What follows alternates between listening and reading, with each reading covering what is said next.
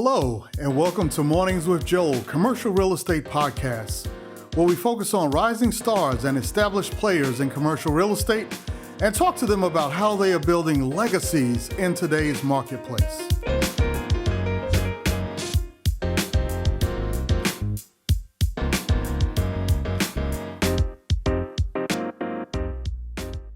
All right, hello. We'd like to welcome everyone to the Mornings with Joel CRE podcast. As you know, this podcast is designed to help individuals to see how local people in the area are actually using commercial real estate to actually blow up their businesses, build real estate portfolios, and really set fine examples in the marketplace. So we're extremely happy today to have a longtime client of mine and friend of mine, I guess you could say, Shaniquia Garcia, who is blazing a tremendous trail.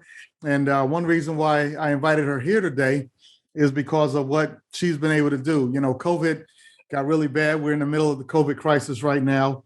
You know, the SBA and other organizations started actually shutting down and saying there's no way in the world we're going to fund hair salons and places like that where people are going to come in and sit next to each other and have to interact in such a way. Yet and still, Shaniqua exploded her business during this period of time. And it's like unbelievable as to how she did it. So first and foremost, before I go too deep, Shaniqua, how you doing today? I'm doing well, Joel. Thanks for having me. Yeah, absolutely. Absolutely. Well, great to have you today. For those who don't know, tell us a little bit about your background. I know you're from Connecticut, but take us from there. Sure. Good morning, everyone. My name is Shaniquia Garcia. Like Joel mentioned, I am originally from Connecticut. I've been in Georgia since about 2009. My background is I have a bachelor's in sociology and a minor in business management. I'm a licensed cosmetologist as well. I've been a licensed cosmetologist for about 17 years. I have been a salon owner here in Georgia for 11 years. And most of what brought me to Georgia was going to grad school. I thought I wanted to be a marriage and family therapist, but I quickly changed my mind and realized how much therapy I was already doing behind the chair, as a hairstylist, talking to people about their different woes and struggles and challenges. And I'm like, I'm already a therapist. I don't need to go to school. There you go.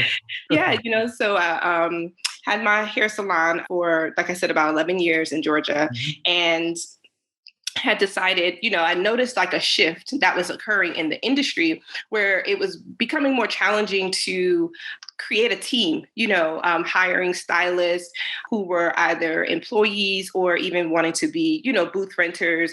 But I was finding this common ground of everyone wanting to kind of do their own thing. They wanted to come and go as they please. They wanted to dress how they please. They wanted to just be their own boss.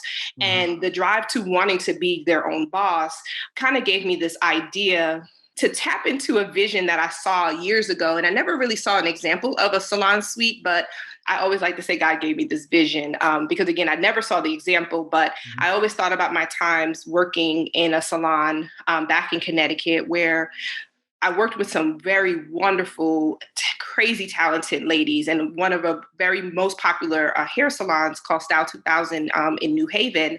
But their business practice and models was very different from mine in the sense of there was always a lot of activity going on. It was always loud, a lot of visitors and people selling things like your traditional salon barbershop type of setting. And that wasn't quite the vision that I had, like in my mind, if I had a salon, what I would prefer to have. And so I always thought like, man, it would be great to still be able to have this community of people that we socialize with, but we can go into our own space and create an environment specifically for our guests. And I noticed too, that as people started to deal with different health issues, losing their hair, and wanting the extra privacy as well, because they were embarrassed, and you're in a salon with like 10 other stylists and chairs and all of their guests, and they're now able to see kind of all of that, so that was the previous vision. So now moving forward, I have my salon on Edgewood Avenue. My lease is about to end, and I got to make a decision. Do I renew my lease or do I move on and do something else? And I'm like, maybe this is my chance to go ahead and capture that vision that I saw of opening a salon suite. fast forward almost 5 years later and 3 locations now. We have a location in the West End. And thanks to Joel, Joel helped me acquire that property there, that piece of property, in our location in Decatur, and our location that we just opened up in March. We opened in March, and by the end of March, we were already booked. We're full to capacity. And now we're looking for another location, for our fourth venture. And like Joel mentioned, during COVID, people were calling us like crazy, like because salons were closing down. And for our industry, a lot of people didn't have a backup plan. They didn't have contingencies. They didn't have savings. And in order to put food on their table, they had to work. And so we were getting calls. Again, during the pandemic, I was doing construction. I was renovating space to accommodate this influx of people who were looking for some place to go because their hair salon, they couldn't pay their rent, so their landlord either evicted them or the salon just decided they're folding and they're not going to open back up again because no one saw the end to the pandemic. No one saw how is life going to continue if I can't be close to a person or, everyone's scared, so it definitely was a blessing. Right. And we still don't know how this thing is going to end. So, it's really interesting. But despite all of that, you're still growing. And I thought it was interesting because let's rewind the tape a little bit to pre-COVID.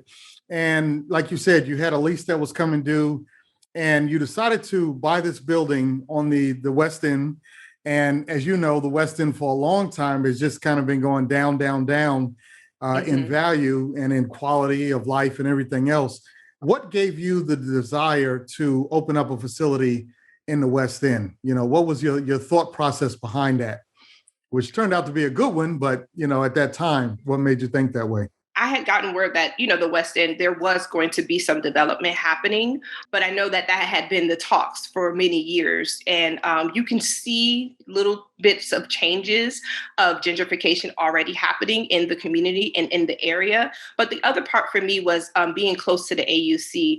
A lot of my business, my early on business of building my clientele happened through the AUC Center. A lot of my clients were students who just had relocated. They don't have a stylist and they needed someone that they can trust, that their parents felt comfortable with them, going to. And so our salon had majority of our clientele was from students, So what's the AUC, just for people who don't know what that is, who might be from out of state?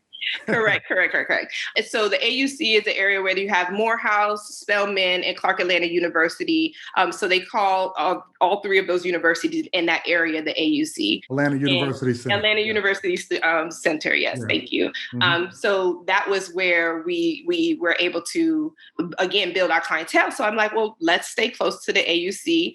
I think one day I was actually visiting the site and they have now a shuttle that literally drives down the street where the building was and can potentially drop the students off at the location. I was like, oh, perfect, because we used to have issues with transportation. And because it's not close, not far, the students could walk if they wanted to. But now you have a shuttle that literally can drop you off in front of the building to come get your hair done, which I thought, okay, well, this would be great because you have now access to clientele for whoever is renting the space. So that was a couple of the things that I was thinking about. And truth be told, I actually was looking for a house to convert into a salon, but I wound up getting something else that was bigger and better, for, a better price as well. Right. So let's talk about that for a quick second, because, this is a real estate show. So we kind of focus on, why did you make the decisions that you made and what was the thought process behind it? And you brought up a couple of key points that I just want to make sure we focus in on. One of them is you looked for growth drivers. What did you have that would allow you to have a consistent clientele? All right. And obviously a university like the AU Center with all those universities together would have a lot of clientele that were constantly in the area. And then you also mentioned about sources of change, little sparks, if you will, or what we call in the industry green shoots, where you're seeing opportunities of some development, some change, some gentrification, some things going on that show that the area is not stagnant, and knowing that it's close enough to Atlanta that at some point it was going to come back anyway, because real estate is generally cyclical anyway, and then also being near the trains. So yeah, I mean, literally right across from the train. So, having access, for public transportation is always helpful. But the other part, in regards to even just the decision to rent or to purchase, first being a homeowner, you do get a different set of insight as to just the value of and the controls of your mortgage payment. Even if taxes go up, it's still not going to be drastic enough where your payments are going to jump so high. I was on Edgewood Avenue, Old Fourth Ward in Atlanta, across the street from Thumbs Up Diner. And when I first rented the space, my rent was $1,600 a month for 900 square foot space. By my last year in my lease, my rent had gone up to about $1,850 a month. And then if I wanted to renew for another 3 years, it would automatically jump to $2,300 a month. $2,100 a month, and cap at $2,300 at the end of the third year. So after just doing the math, I was like, it's not worth it anymore. They did offer to sell the property, and I think the property at the time was going for $250,000 for 900 square foot space, where instead my property was 4,400 square foot for $200,000. No brainer. Simple math. No brainer. You go from a mortgage or a rent payment of $1,800 to a mortgage payment of like $1,600 for 4,400 square foot space. Yeah. So of course, again, the investment piece of it and thinking about what can I really afford, and not even understanding the position that I was in, and being able to have, you guys to kind of guide me and to show like, okay, this is what you could potentially purchase, and this is what your overhead would look like. I'm like, well, that's less than what I was already doing over here, for, not even triple the amount of space. Exactly. So, yeah. So it kind of became a no-brainer for you, huh? Absolutely. Yeah. But the goal was, I can be in this large building and not have any, tenants and still be okay and be able to afford it, because that's what I've been doing in my 900 square foot space. But making room, I think even the business model of making room for other entrepreneurs to flourish, creating some sort of stepping stone, because I think everyone's not necessarily ready to have a storefront and go grand right away, because there's so many different variables to consider. But I think the salon suite model concept provides room for beautiful professionals, to have that space where they can be an entrepreneur on a smaller scale. And then that can be, again, a stepping stone for them to go somewhere else, Right. Exactly. So let's talk about that a little bit, because what's interesting about it to me is people look at the WeWork model and they kind of say, okay, well, that's similar to WeWork, what's going to be different? And obviously WeWork, faced the collapse in the marketplace when COVID broke out, when this particular business model just went through the roof.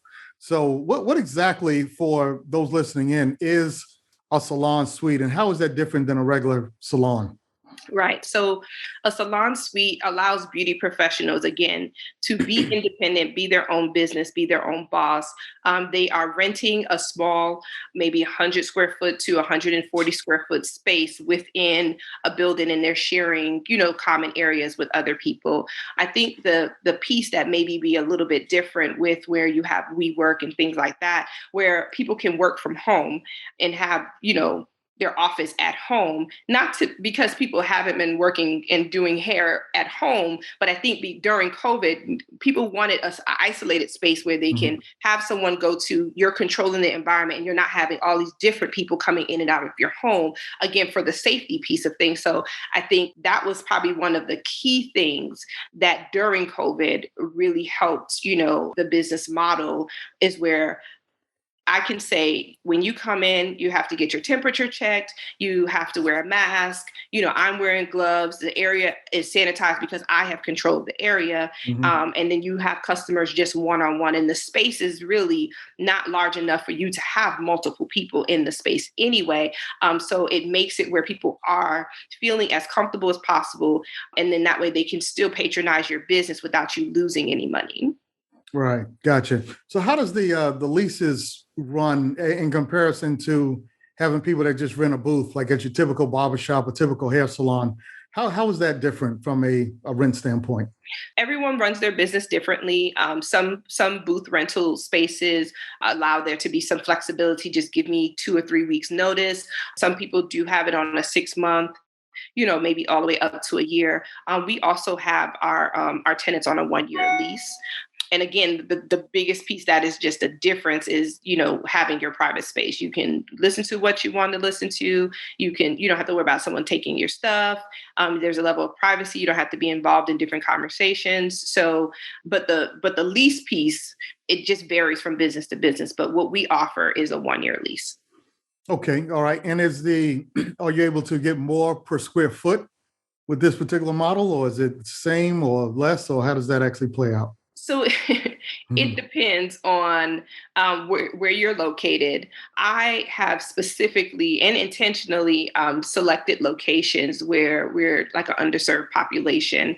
There are franchises and there are corporate owned salon suites that are located in Buckhead, Brookhaven, and, just high population, high rent locations.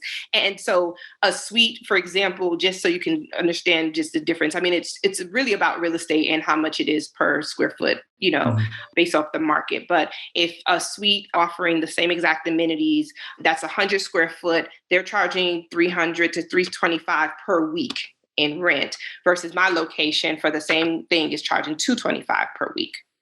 So it makes it where it's affordable, for everyone to be able to obtain, where they're not, well, I like this space, it's near me, but I can't afford to be in that, be in that location. It definitely makes more sense to have a square foot of space that you can subdivide it up and collect rent weekly versus monthly. Okay. All right. Yeah, because I know what we found in a similar model, you can actually almost triple the amount of revenue per square foot by using a model like this as opposed to your traditional model. And if you think about being able to benefit from the increased demand and being able to, triple the rent basis, it certainly becomes a much more profitable, factor. And I guess part of being able to do that is because of the privacy and other things. Yeah. And I mean, I think when we first opened up as well, we had salon suites upstairs and we did have office suites downstairs. So we did have that co-working office space, and we wound up doing away with the model because in the industry, like an office, you're going to spend maybe about $400, $500 a month max, for a small office space, where in turn, that same office space, I'm making $800 versus $400. So I'm doubling the amount of money because of the industry. The industry warrants that amount. Even if you're in a salon setting, like most barbers are paying between $100 to $150 per week to rent a chair. Stylists are renting from $200 to almost $300 per week for a chair. So the idea of per week versus an office setting, they're thinking per month. And so again, I couldn't get anyone to spend more than $400 a month in that space. So again, once everyone's lease was over, we just converted the whole thing to more salon suites. It just made more sense. So we doubled our money. Yeah. Yeah. See, that's exactly what we're talking about. So if you think about it from a real estate perspective, and I want to open it up to our guests as well. If anyone has any comments for Shaniqua, you can put those in the chat and we'll start taking those questions. But if you think about it from the standpoint of being able to open up real estate, because many people are thinking, okay, well, what's the upside? What's the opportunity in a COVID type environment? And being able to take a space, convert it into a salon suite, and maybe lease it out to people might be profitable than just your traditional office space model. So, I think that's pretty good from that standpoint. There's probably a lot more plumbing that goes into it, but you'll make it back, from that standpoint with doubling the rent per square foot. Yes. Right. Yes, yes.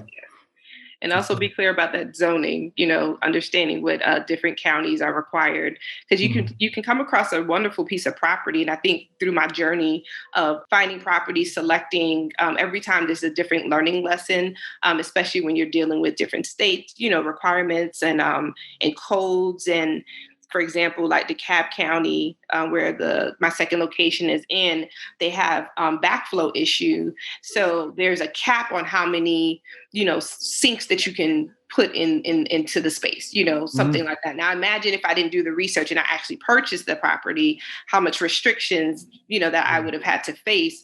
I would have made more money, because when you have a sink in the room, it warrants more rent versus a room that doesn't have a sink in there. So just little things like that, yes, it costs you more upfront, for the cost of the plumbing, but over time, you would definitely make your money back. Right. So as it stands right now, you have 3 locations. All of them are, from what I understand, 100% leased up. Correct. And, the one that we just did in, I think it was January, that we closed on, before you even finished the renovations, that was pretty much leased up. Yeah, there was a waiting list, and we are generating a waiting list now, and just looking for, again, those pockets of spaces where it has to make sense with the numbers. You can't go in too high, your rent can't be too high, or your mortgage can't be too high, because there is a cap on the income that you can make. Right. There's no way to really generate more money outside of, unless you are personally working in the space as some sort of beauty professional, where you then can generate money, or maybe a vending machine, or sell something. But other than that, if it's strictly rent, once you're at max capacity, there's no more money to make. You move on to the next project. Right. Exactly. So tell us also, I think it's important to note that, you're not just the average hairstylist. First of all, you feature and focus on ethnic hair. I think that's important to talk about. And then you've also traveled all over the world, doing shows and other things. So give us a little bit about your background there as well. Sure. So I am a contract worker for a beauty company, and I, travel and provide education to different trade shows in regards to their products, do demos. I have a couple of products that are on shelves. I didn't create them, but they're the models that are on the front of the cover. That some of that is my work. I've been to Brazil, to Canada, to all over different states, just again, representing these different brands and companies to teaching the consumers how to use their products, and, teaching them different techniques for their hair. So when we're doing trade shows, I'm on the stage, I'm doing demos, I'm answering questions, again, photo shoots, video shoots, helping them to create content for their particular brands such as Aunt Jackie's, Design Essentials, Africa's Best, Texture My Way, Texlax. So those are some of the few product brands that I've worked with. So I'm no longer behind the chair working in the salon full time. I mostly just do consulting work and help them with just projects and things like that. So they'll call me and, have me work a project with them, and then they'll call me again. So it just depends on what they're looking for. Yeah, exactly. So from hairstylist to now you're building this real estate portfolio, you're just doing consulting, and life seems to be getting pretty pleasant for you. So it has been. It's been moving really fast, and that's the piece that has been interesting, because it's moving faster than I anticipated. The growth of the business and the demand. I mean, a lot more people are definitely shifting in this direction. I'm seeing more new salon suites popping up. I get a lot of inquiries of people asking me, to consult them from a lot of different states, because I'm probably one of the few brick and mortar, minority owned, female owned salon suite owners out there. So, and is producing them, pretty quickly. And I think the other piece is I've seen some other salon suites be, they put them up and it looked like they just threw it up, and I think even just our reputation of just providing, a certain level of excellence is important. I think that there's this notion, because it's minority owned, that it's not going to be of good quality. And that's one of those things that we pride ourselves on, making sure that that they're not being compromised, compromising on that because they went with a Black owned versus going corporate. Right. Yeah. And that's one reason why I wanted to have you on, because I know the way you think about issues like that. It's not just about the dollars, it's about the quality, it's about the brand and the other things that you're building. So you've been doing an excellent job with that. Let me ask you about the West End. Kwame actually had a question, and he said, can you talk about the future of the West End? There's been a lot of talk about huge real estate investments in the area recently. What do you know about what's going on in the West End, since you're one of the real estate owners in the West End. Yeah, so I know there was big talk about the West End Mall being torn down and just a redevelopment of that area. I forget the two gentlemen's name. I know one guy was responsible for creating the Beltline, and then it was another guy who was out in California, but he's originally from Atlanta, and they were coming together to work on this project of just creating more opportunity and more life in the West End, which I'm excited to see, because there is this space of just a lot of the same types of businesses, a lot of sneaker stores, a lot of, just things that I don't know that everyone's spending their dollars outside of the community because there's not as much options and variety in here, in the West End. And so the cost and the value has skyrocketed, which is a good and bad thing, I think, because there's spaces where people are now not able to afford to be in the West End anymore. And folks who have homes that are a little bit older are either, getting bought out and saying, hey, I'll give you this dollar amount for your house, and then turn around and flip the house. Or I've watched them build a house directly across the street from us. The house sold for $425,000. And I'm like, wow. I watched it from the ground up. And even as they renovated some of the other homes, I'm just like, wow, I almost wish I would have been in a position to purchase before the boom, Right. But to see it just go so fast, but it has definitely gentrified really quickly. To give us some comparison on that, what would a normal price normally be for something like that? The normal price before, when I was looking in the area, was like 67,000, wow. 85,000. If you were going commercial, there was a property like on Ralph David Abernathy, which was maybe 3 blocks down from where I am. That property was for 250,000, but it was on a main street. It was commercial. So, the pricing was a little different versus like residential. But in the area, most of the homes were like, again, on the low end, 67 all the way to maybe 150. Now easy, the minimum like 375, just entry. And then everything has gone up from there. But the inventory, I remember one day driving into work and there was 3 coach buses full of investors yeah.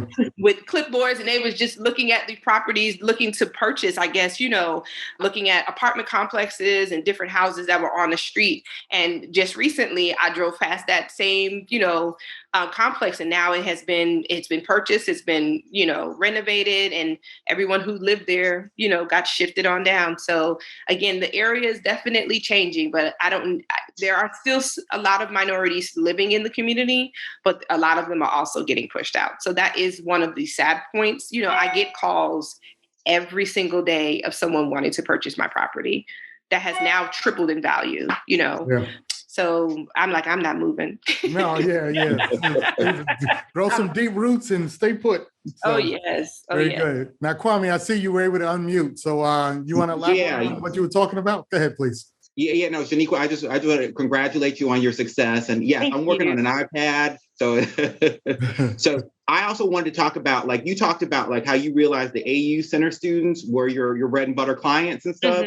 Do you see more of them? Like, I remember when I was younger and I went to go visit the AU Center, after graduating, we didn't want to stay there. Do you know what I mean? We didn't want to be in that area. We didn't want to stay in that area. Do you think that gentrification is going to help more people to settle in that area? Now that there are jobs that are going to be there, Microsoft is doing stuff with Morehouse. Is that going to help your business? So now my business has shifted. And so to answer your question, before the AU Center was helping my business behind the chair. So since I'm no longer behind the chair, it doesn't matter, in the sense anymore. Right now, the people who rent from us, one of the requirement is that they have a stable clientele. So if they don't have a stable clientele, they can't rent from us. And so I don't know, for women, let me say, I don't know, some men are particular about their barber. Some men don't really care. They just need to get their hair done, haircut, and that's it. But women will follow you wherever you go. I have women who were coming from Tennessee, from Macon. She came every single week when she lived in Macon. Every week she had a weekly appointment driving from Macon, Georgia, So you passing thousands of other stylists that you could have gone to. So the idea is, it really doesn't matter kind of where you're located, just as long as you have a clientele, because they're going to follow you anywhere that you go, regardless of where you are. I mean, of course, you want to make sure that it's accessible as possible. But for the most part, if they like what you do and what you offer, they're going to come to you regardless. So some of those students, some have graduated and gone off to grad school. So that's where some of the transition happens, where we don't see them again, but they always come back for homecoming. You always see them again. Or if they wind up getting a job opportunity in the state and they still will continue to come. So I don't know that they're necessarily getting settled as far as like living in the area, but they still come back to the same, salon that they're familiar with because they know what to expect, So again, you catch them all through their years of their college years. And then again, if they go away for grad school, they may come back, or they don't go to grad school and they get a good job and they wind up staying. But for the most part, they will continue to patronize your business. That's great. Thank you so much, and continued success. That's awesome. Thank you so much. All right. Appreciate that. Thank you, Kwame. So Shaniqua, as we, looking going forward, what do you think the future holds for you? What would you like to see, Pearl Salon Suites be in 5 years, 10 years? I mean, what's your vision going forward?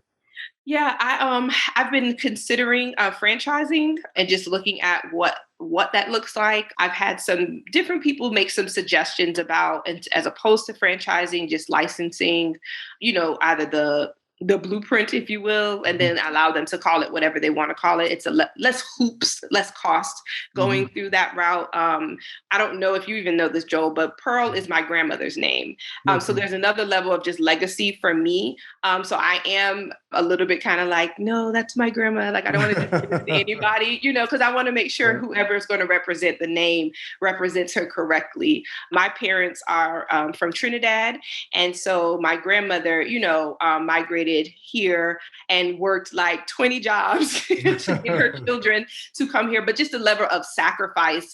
This is me kind of paying homage to her hard work, her sacrifice, her leaving her family, going into a space, like many immigrants moving to New York, Brooklyn, with 13 families inside of a 3-bedroom apartment. That's how we lived, and grandma's working at Bloomingdale's and she's cleaning hotel, she was a maid and she worked at McDonald's, and everyone just did their part. And again, that sacrifice and be willing to just be humble and being a space where you created your own opportunity, opened the doors, for me as her grandchild to have a better life, And so for me, it's like to not work towards greatness and to be excellent is like a disservice, to her and her sacrifice and the things that she did for her family. And so it seems like, how could you not do something great and leave something behind? So again, the piece of the franchise for me, I'm still toying with because of the name.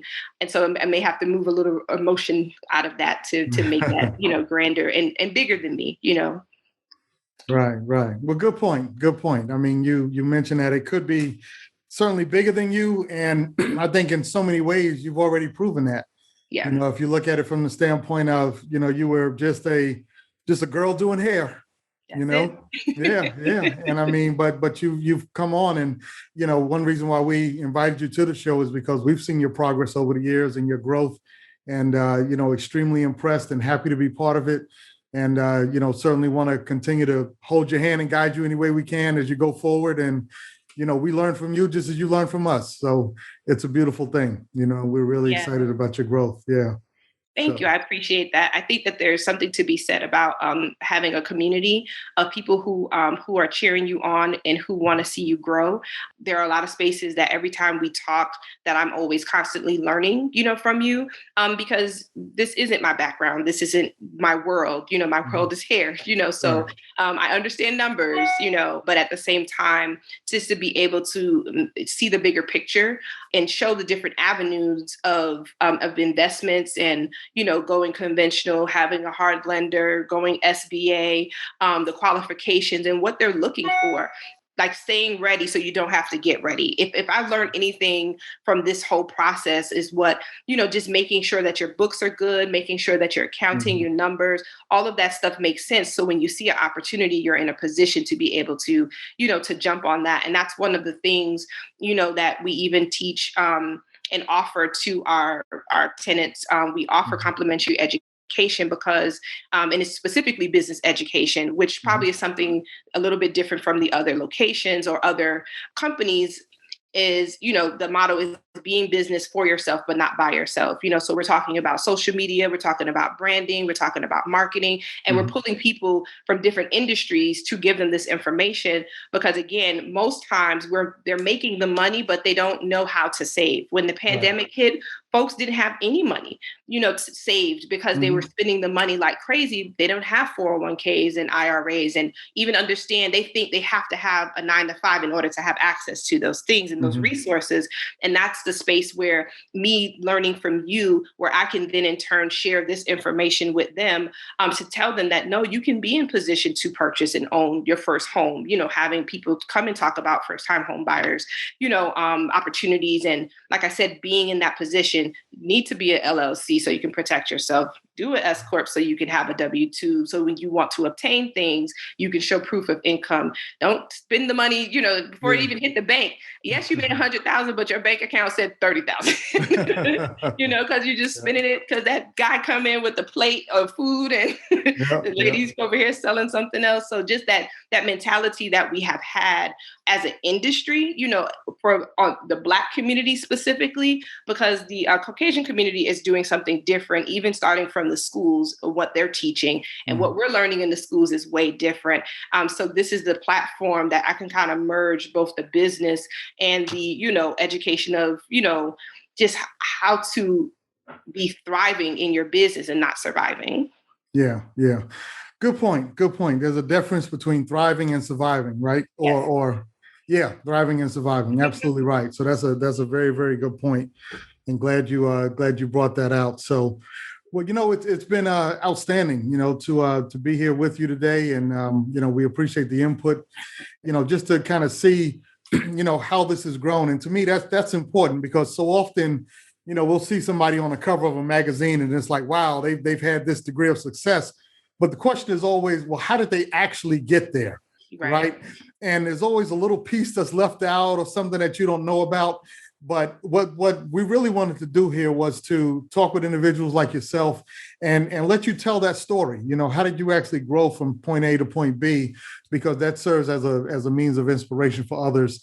And, we obviously we know how you're doing and you're doing a phenomenal job. You've grown very fast. You've turned a situation that for many hairstylists would be pure lemons into the sweetest lemonade. So it's a beautiful thing. And you're able to spend more time with your kid and everything else. So I know that's important to you. Absolutely. Yeah. So it's really, really good. So, all right. So we appreciate that. Anything else you wanted to share with us today about what you're working on? No, I mean, that's pretty much it. I mean, the next project, again, just looking at, I know I've been being pushed to look at larger properties, which is a little outside of my own personal comfort zone.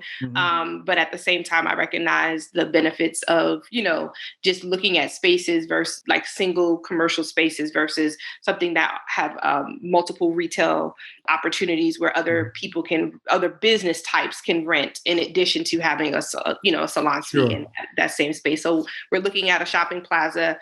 I think actually next week, we're going to be looking at a shopping plaza.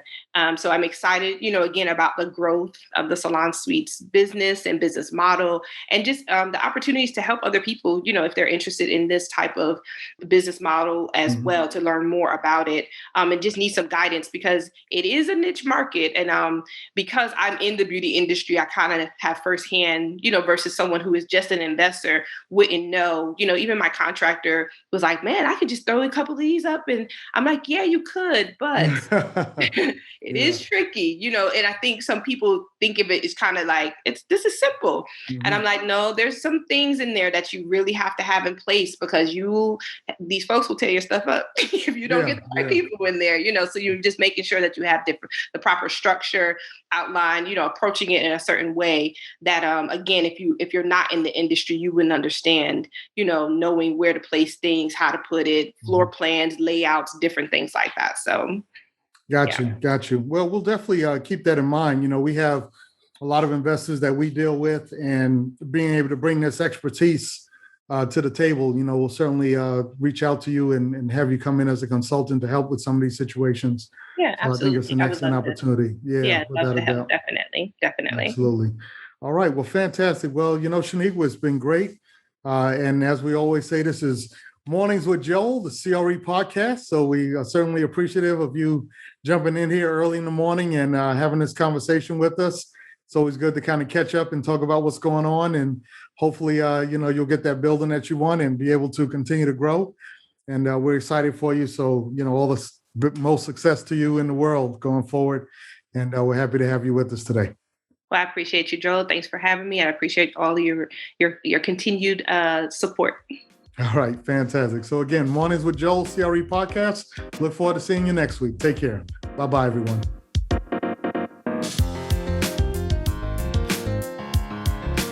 You've been listening to Mornings with Joel, commercial real estate podcast, where we focus on rising stars and established players in commercial real estate and talk to them about how they are building legacies in today's marketplace. Please check back weekly to hear our upcoming guests.